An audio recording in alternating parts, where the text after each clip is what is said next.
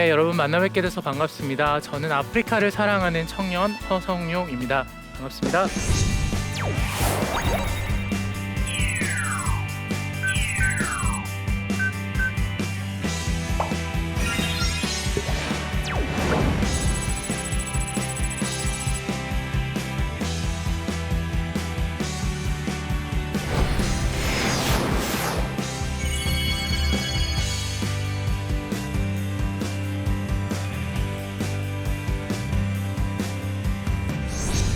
저는 지금 아프리카 인사이트라는 비영리 단체를 설립해서 운영하고 있는 대표인데요.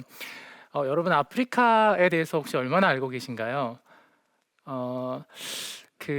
제가 이렇게 강연을 할 때 보통 이렇게 질문을 드려요. 아프리카 하면 처음으로 떠오르시는 단어나 이미지가 어떤 것이 있으세요?라고 여쭤보는 경우가 있거든요. 한번 떠올려 보시겠어요? 한번 어떤 단어가 떠오르시나요? 동물의 왕국. 또 다른 게 있을까요? 질병, 가난. 네, 보통은 이제 저희가 알고 있는 아프리카의 모습은 지금 말씀해 주셨던 그런 동물, 또 가난, 질병과 같은 이미지들이 많이 있는 것 같습니다. 사실 저도 아프리카 탄자니아라는 곳에 이제 사실 처음으로 가게 됐었는데, 거기를 가기 전에는 제가 생각했던 아프리카의 모습도 사실 별반 다르지 않았었습니다. 굉장히 가난하고 많은 아이들이 이제 아파서 죽어가고 있는 그런 모습들을 사실 생각하면서 갔는데, 제가 처음으로 이제 가게 됐었던 때가 2008년이었어요. 그런데 2008년에 처음 공항에 딱 도착을 해서 제가 있는 숙소로 이동하는 동안 저는 정말 많이 놀랐었습니다.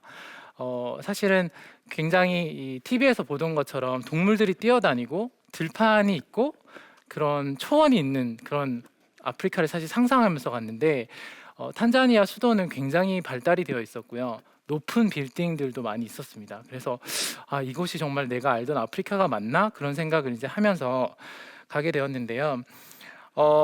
이제 모든 것이 새로웠고, 이제 현장에서 이제 저는 처음에 이제 NGO를 통해서 봉사단원으로 이제 가게 되었었는데, 활동을 하면서 이제 여러 가지 모습들을 보게 됐습니다.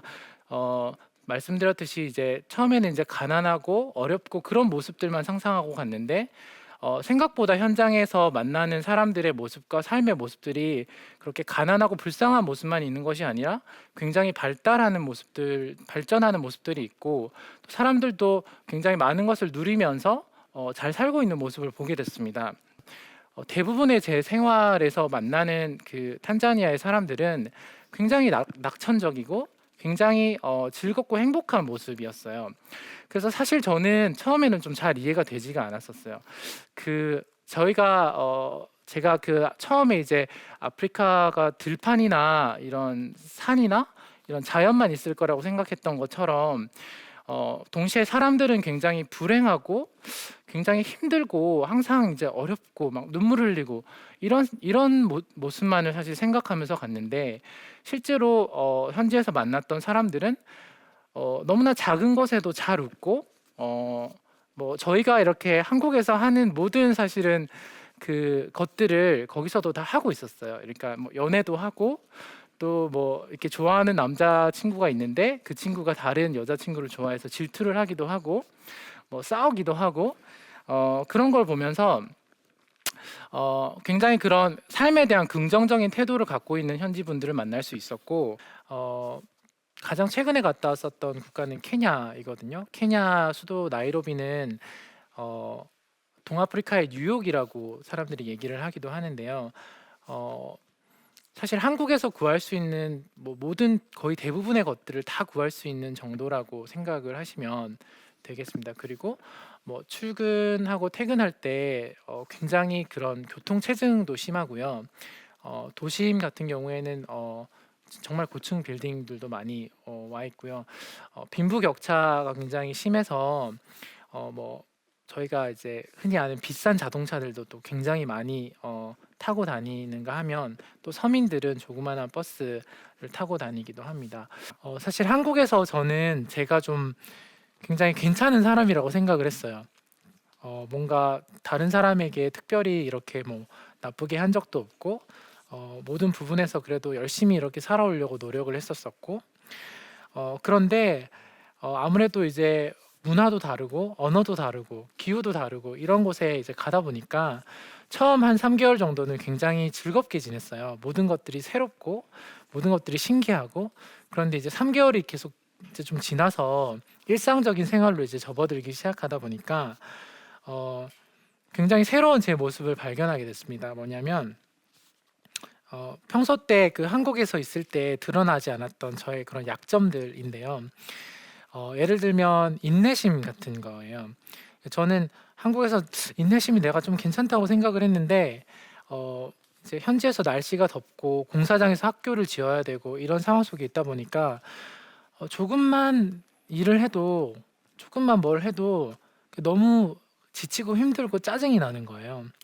그래서 어느 순간 막 사람들한테 짜증을 내고 막 화를 내고 그런 제 모습을 이제 발견하게 됐고, 또 약간 그 진실함 이런 부분에 있어서도 뭐 특별히 이렇게 나쁜 거짓말을 내가 뭐 많이 하거나 그렇지 않다고 생각을 했는데 이제 상황이 이제 어렵고 그러다 보니까 '어떻게 하면 이제 좀 편하게 할까?' 이런 이제 꾀를 부리기 시작하는 거죠.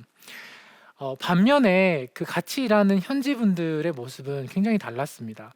어 굉장히 아침 일찍부터 오후까지 너무나 성실하게 일을 하고, 그렇게 많은 시간을 일을 하고도 한국 기준으로 봤을 때는 정말 작은 돈을 사실은 받아가시는 것들을 보게 됐어요. 그래서 그런 모든 과정 속에서 제 자신을 좀 다시 돌아보게 됐어요. 돌아봤더니 한국에서는 늘 머리를 쓰는 것에만 좀 익숙했다는 생각이 들더라고요. 아침에 일어나면 내가 오늘은 어디를 가서 누구를 만나고 무슨 일을 하고 이런 것들을 너무나 효과적으로 효율적으로 하기 위해서 이렇게 하나씩 계획을 착착착착 세워서 진행을 하게 되는데, 그 안에서 굉장히 많은 판단과 비교가 있었던 것 같아요. '내가 이 사람을 만나는 게 좋을까? 내가 이걸 하는 게 좋을까? 어느 게 더 유리할까?' 그런 식으로 머리를 많이 썼기 때문에 현지에서도 저는 자꾸 머리를 쓰는 거예요. 그러니까 공사장에서도 '어떻게 하면 좀 더 편하게 하지? 어떻게 하면 좀 더 쉽게 하지?' 근데 그 현장이 처음에는 힘들었지만 나중에 너무 좋았던 것은 뭐냐면 이곳이 그런 머리를 쓰는 것이 잘 통하지 않는 곳이었다는 겁니다. 예를 들어 여기에 흙이 있는데 이 흙을 이쪽으로 옮기려고 해요. 그러면 한국에서는 포크레인 같은 기계로 이렇게 몇 번 쉽게 옮길 수 있잖아요. 근데 이제 현지에서는 거기서는 이제 노동력으로 산속에서 저희가 이렇게 오지에서 학교를 지었다 보니까 정확하게 제가 10번 성실하게 삽을 퍼서 흙을 옮기면 딱 10번만큼이 여기 들어와 있는 거예요. 그러면서 굉장히 단순한 원리와 단순한 삶을 이제 깨닫게 됐어요. 아, 한국에서는 편법이 많이 통했어요. 똑같이 1시간과 1시간을 노력을 했어도 어떤 사람은 이만큼을 얻을 수 있고 어떤 사람은 조그만 걸 얻을 수 있었지만, 그곳에서는 그런 것이 없이 내가 땀 흘린 만큼, 내가 공정하게 노력한 만큼 그 결과들이 드러나는 것들을 볼 수 있었어요. 사실 이 공사장에서 흙을 옮기는 거는 제가 하나의 비유로 든 것인데요.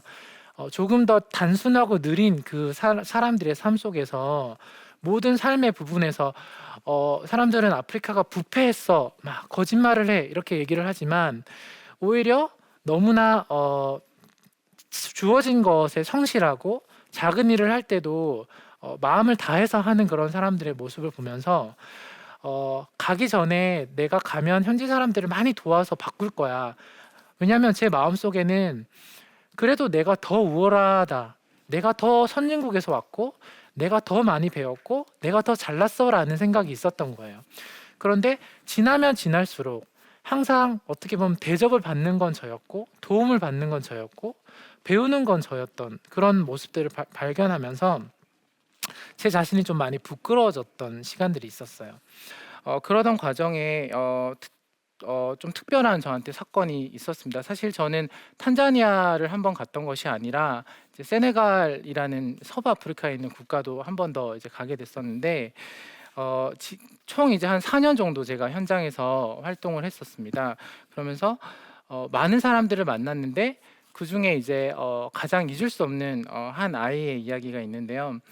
어 제가 작은 마을에 들어가서 그 아이들과 손 씻기 운동을 이제 했었었는데요. 하루는 이제 보통 이제 현지에서 많은 아이들을 만나면 딱 두 가지 정도의 타입이 있어요. 하나는 저를 이제 보자마자 굉장히 반가워하고 좋아하고 쫓아와서 이렇게 친근감을 표시하는 아이들이 있고, 피부색이 다르다 보니까 굉장히 겁을 내고 멀리 도망가는 아이들이 있어요, 울면서. 근데 이제 이 아이는 사실 굉장히 저를 좀 두려워하던 아이였어요. 그래서 제가 이렇게 다가갔는데 너무 심하게 우는 거예요. 그래서 그렇게 심하게 우는 경우에는 사실 이렇게 제가 더 다가가면 아이한테 공포감을 줄 수 있으니까 다가가지 않거든요. 그래서 이렇게 보통은 어떻게 하냐면 사탕 같은 거를 준비를 해서 이렇게 사탕을 하나씩 하나씩 이렇게 주면 한 일주일에서 2주일 정도 지나면 그 아이는 이제 완벽하게 제 편으로 만들 수가 있는데, 이 아이는 이제 저를 보자마자 너무 많이 우는 거예요. 그리고 그 다음 주에 만났는데 또 우는 거예요. 그 다음 주에 만났는데 또 우는 거예요. 제가 사탕을 주고 아무리 구슬려도 계속 우는 거예요.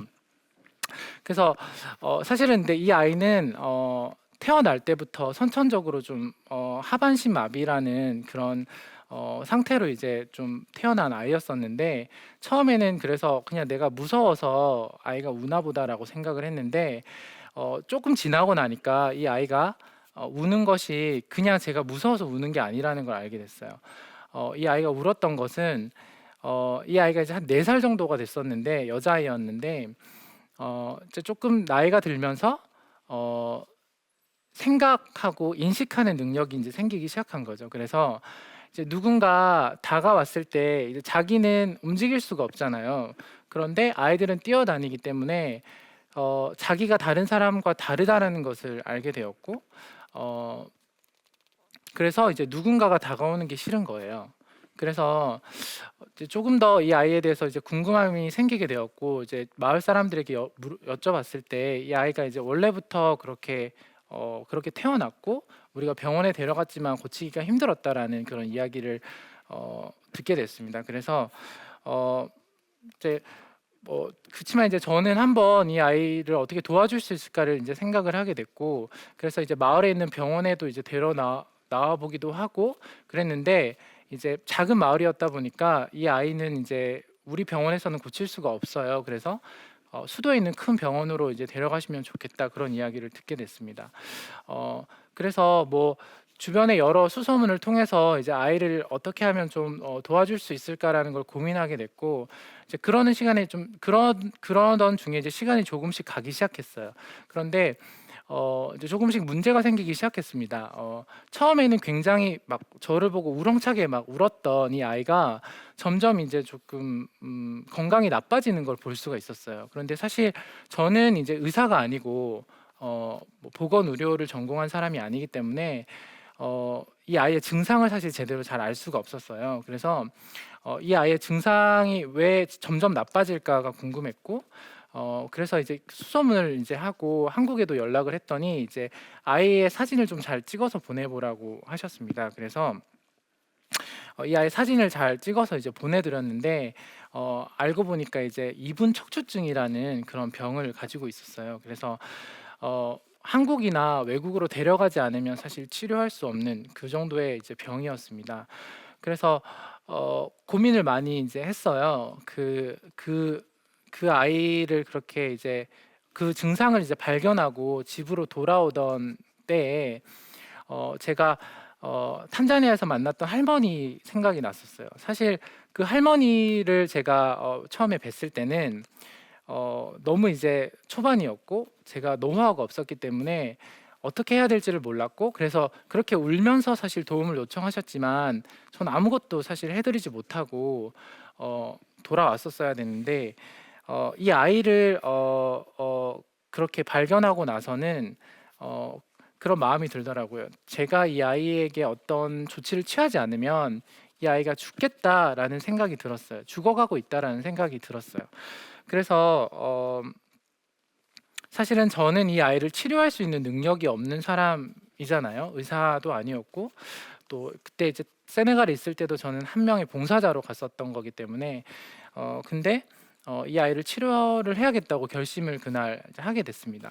그래서 그때 이제 저희는 이제 2년간 제가 세네갈을 이제 가게 됐는데 한 번 저희가 휴가를 갈 수 있는 기회가 있어요. 2년 중에 한 번. 그리고 그 휴가를 가기 위해서 봉사단원의 그 월급이랄까요? 생활비를 아껴서 모아놨었던 비용이 있었는데 그 비용을 이제 제가 이 아이 치료비로 이제 쓰겠다 말씀을 드리고 이제 사람들에게 도와달라고 이제 요청을 했어요. 그랬더니 굉장히 많은 곳에서 연락이 왔고 어, 한국에서는 심지어 이제 이 아이를 데려오며 무료로 수술을 해주겠다라고까지 말씀을 하셨어요.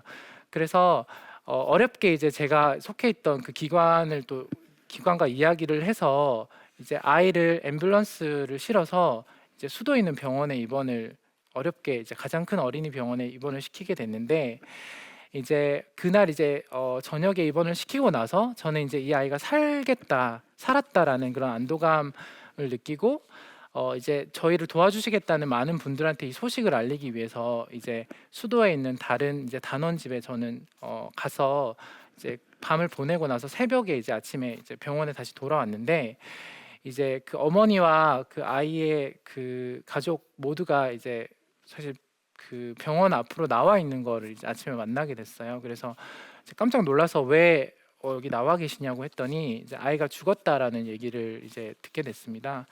새벽 4시가 되었을 때 아이가 이제 죽게 된 거였죠. 그래서 너무나 이제 사실은 충격적이었고 믿을 수 없었지만 사실 그렇게 충격을 받을 새도 없이 이제 정부에 이제 신고를 하고 병원에서 이제 시신을 받아서 저희가 이제 따로 이렇게 그 아이를 놓을 곳이 없어서 이렇게 조그만한 이렇게 상자에 아이를 넣어서 그 택시를 하나 빌려서 그 트렁크에다가 아이 시신을 싣고 이제 다시 이제 시골로 올라오게 됐었어요. 그래서 제가 살던 마을과 도시까지의 거리가 한 6시간 정도 됐었거든요. 그래서 이제 그 돌아오는 사실 차에서도 저는 굉장히 많이 울었고 그리고 나서 그날 밤에 바로 장례를 치렀습니다. 마을 사람들과 함께. 어, 그리고 나서 사실은 마음이 너무 힘들었어요. 제가 너무 힘들었고 한 달 이상을 사실 그 마을을 다시 들어가지를 못했습니다. 너무 마음이 힘들고 그 아이가 생각나서 그러면서 인간적인 후회가 굉장히 많았어요. 그러니까 제가 조금만 더 용기가 있었다면 제가 조금만 더 부지런하게 이 아이를 치료하기 위해서 뛰어다녔다면 이 아이가 살 수 있지 않았을까라는 그런 인간적인 후회들이 많이 있었고 처음에 제가 말씀드렸던 것처럼 너무나 씩씩했고 우렁차게 울었었고 눈도 너무나 맑았고 이렇게 저희가 보는 것처럼 막 야위고 죽어가는 그런 상태가 아니었던 아이였는데 그 사건을 겪으면서 굉장히 우리가 생각하는 것보다 약하구나, 쉽게 죽을 수 있구나 그런 것들을 이제 깨닫게 됐어요. 그리고 나서 한 달 뒤에 제가 그 마을을 들어가게 됐는데 굉장히 놀라운 일이 일어났습니다. 사실 그 전에도 그 마을 사람들과 굉장히 친밀한 관계가 있었어요. 왜냐하면 저는 그 마을에 들어가서 뭐 큰 학교를 짓거나 뭐 많은 물건을 갖다 주거나 그런 게 아니라 매일 이제 학생들과 만나고 마을 사람들과 만나고 손 씻기 운동을 하는 게 제 그 역할이었다고 했잖아요. 그런데 이 일을 겪으면서 마을 사람들이 제가 그렇게 아이를 살리기 위해서 노력했던 그런 마음이나 진심 같은 것들이 이제 전해졌었던 것 같아요. 그래서 저한테 정말 마음을 이제 활짝 여셨던 거죠. 그래서 그 이후에 이제 마을에서 다양한 활동을 했어요. 같이 농사도 짓기도 하고 또 뭐 그 세네갈에 있는 이제 적십자사에서 와서 보건위생 교육을 처음으로 하기도 하고 근데 마을 사람들이 저를 이제 가족으로 생각을 하고 또 현지에서는 사실 재밌는 세네갈에서 이제 재밌는 전통 같은 것들이 하나 있는 것이 자기가 굉장히 좋아하는 사람이 생기면 그 사람의 이름을 따서 아기의 이름을 지어요.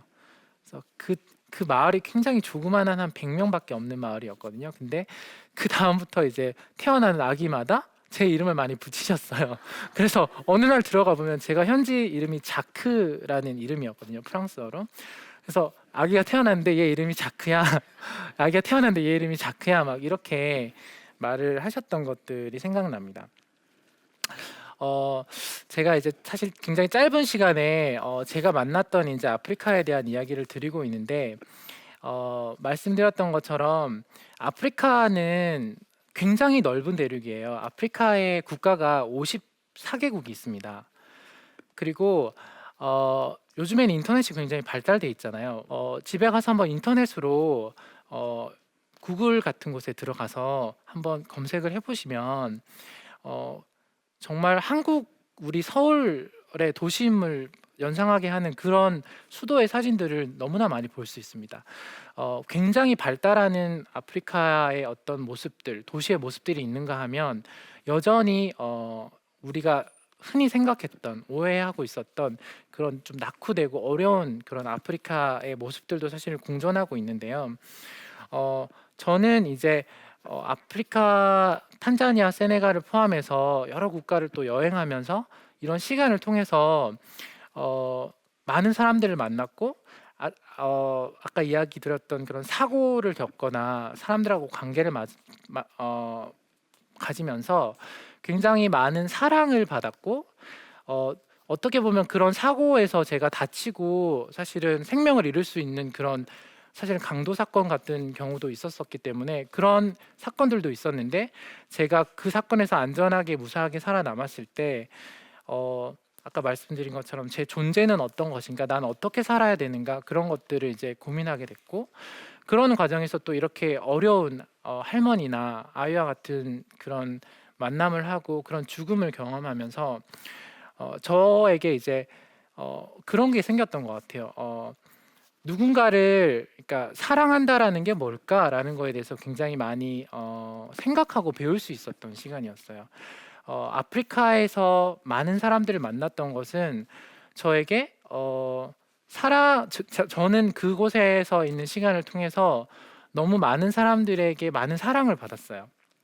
그리고 제가 굉장히 사랑받은 사람, 또 축복받은 사람이라는 것들을 깨달을 수 있었고 그 아이를 만났을 때 제가 그렇게 사실 용기를 내서 그 아이를 살리겠다고 뛰어들 수 있었던 것들도 사실은 현지에서 받았던 그런 많은 사랑, 그리고 그런 내가 받았던 사랑을 좀 실천하고 싶다라는 마음이었었어요. 그래서 그런 이제 모든 현지의 생활이 끝나고 나서 이제 2013년이 되어서 다시 한국에 돌아왔을 때 저는 이런 그 아프리카에 대해서 좀 잘 알려야겠다라는 생각을 하게 됐습니다.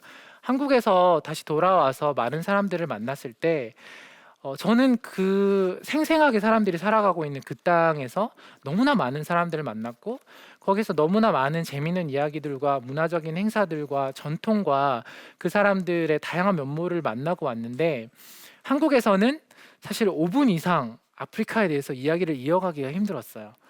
그냥 흑인들, 불쌍하고 가난한 사람, 그렇게만 생각을 하고 도와줘야 되는 불쌍한 사람이라고만 생각을 하기 때문에 이 아프리카를 어떻게 잘 알리고 이 사람들과 좀 더 더불어 행복하게 살 수 있을까라는 생각을 하게 됐습니다. 제가 현지에서 이렇게 많은 시간을 지내면서 발견했던 것은 우리 안에 있는 그런 오해와 편견들을 좀 깨는 작업들이 필요하다는 건데요. 아까 말씀드린 것처럼 좀 발달한 모습들, 발전하고 있는 모습들을 사실 있는 그대로 좀 바라보고 또 어려운 부분들은 어려운 부분대로 사실 좀 나눠서 생각하는 것들이 필요한데 너무 이제 한 방향으로만 보고 있기 때문에 저희는 이제 한 번도 현지에 있는 아프리카 어떤 국가에 있는 사람들을 저희가 함께 교류하고 협력하고 그 사람들을 통해서 저희가 뭔가를 배우고 성장하고 같이 살아갈 수 있는 사람들이라는 생각을 하는 것이 아니라 그냥 멀리 있는 사람들, 그냥 불쌍한 사람들, 그러니까 동등하게 저희가 그 사람들 바라보는 게 아니라 그냥 도와줘야 하는 대상으로만 여기는 것이죠. 그래서 제가 오늘 강의를 통해서 말씀드리고 싶었던 것은 두 가지입니다. 하나는 아프리카, 제가 진짜 만난 아프리카, 모습은 우리가 생각하는 것과는 참 많이 달랐다는 겁니다. 불쌍하고 가난한 모습만 있는 것이 아니라 굉장히 발전하고 있는 다양한 모습들을 볼 수 있었고, 그것보다 더 좋았던 것은 그 안에 있는 사람들이 갖고 있는 그런 세상에 대한 따뜻한 시선이라든지 감사하는 마음, 그리고 공동체를 중요하게 생각하는 그런 정신들, 그리고 서로 이렇게 보담고 사랑하면서 살아가는 그런 삶을 통해서 이 사람들이 그냥 도움을 줘야 되는 그런 불쌍한 대상이 아니라 오히려 너무나 배울 것이 많고, 우리가 함께 더불어서 협력하고 성장해 나가야 되는 그런 친구이자 이웃이구나, 그런 것들을 이제 깨닫게 되었고요. 어, 여러분도 기회가 되신다면 꼭 아프리카 어떤 국가를 방문하시거나 그런 기회를 통해서 현지 사람들을 도우려고만 하기보다는 그 전에 먼저 인격적인 관계를 맺고 어떤 사람들인지에 대해서 제대로 관심을 가지고 알아가는 것들을 통해서 그런 관계가 먼저 잘 맺어질 때 마치 하나님께서 저희와 인격적인 관계를 가지시고 일방적으로 저희에게 아무리 좋은 것이라도 강요하지 않으시듯이 저희도 그렇게 먼저 관계를 맺고 제대로 된 관심을 가지고 알아가려고 할 때 저희도 그 사람들로부터 많은 것들을 받을 수 있고, 또 저희도 진정 그 사랑하는 것들을 그 사람들한테 잘 전달할 수 있지 않을까라고 생각을 합니다. 그래서 여러분도 꼭 그 진짜 아프리카를 알아가시기를 바라고, 그 안에 있는 많은 보물 보석들을 발견하셨으면 좋겠습니다. 오늘 강연 들어주셔서 정말 감사합니다.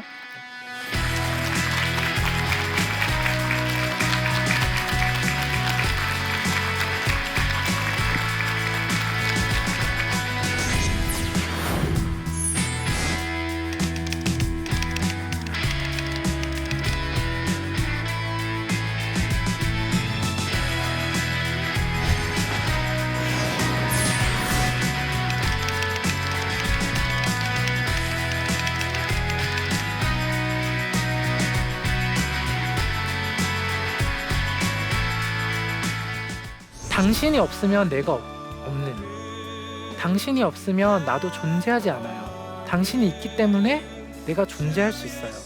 어떤 할머니가 아니면 어떤 꼬마가 여러분이 아프리카 어떤 국가에 갔어요. 여러분 앞에 다가와서 눈물을 흘리면서 자기한테 돈을 달라고 요청을 합니다. 여러분 어떻게 하시겠어요? 주머니에 지금 1,000원, 2,000원 정도의 돈이 있어요.